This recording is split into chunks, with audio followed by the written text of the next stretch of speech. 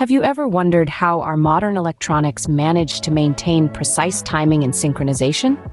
The answer lies in a fascinating concept known as the phase lock loop, or PLL, an essential component in many electronic devices, and it's often built directly into transistors. Thank you for providing the script. At its core, a phase lock loop is a control system that generates an output signal whose phase is related to the phase of an input signal. It's a negative feedback system where the phase difference between the input and output signals is constantly adjusted to achieve a lock or a stable condition. Output. To understand how a phase lock loop works in a transistor, it's important to first break down its main components. A typical PLL consists of a phase detector, a low-pass filter, and a voltage-controlled oscillator. The phase detector, often a frequency mixer or a digital logic gate, compares the frequency of a known signal, the reference signal, with the frequency of an unknown signal, the input signal. This comparison generates an error signal that represents the phase difference between the two signals. This error signal then passes through a low-pass filter.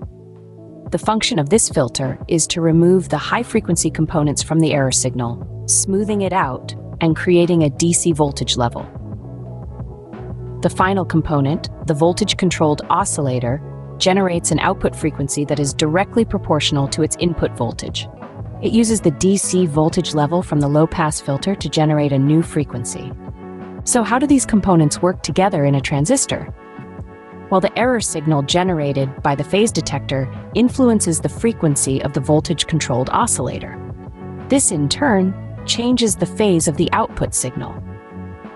If the phase of the output signal doesn't match the phase of the input signal, the phase detector adjusts the error signal, which then adjusts the frequency of the oscillator. This loop continues until the phase of the output signal matches the phase of the input signal, hence the term phase lock loop.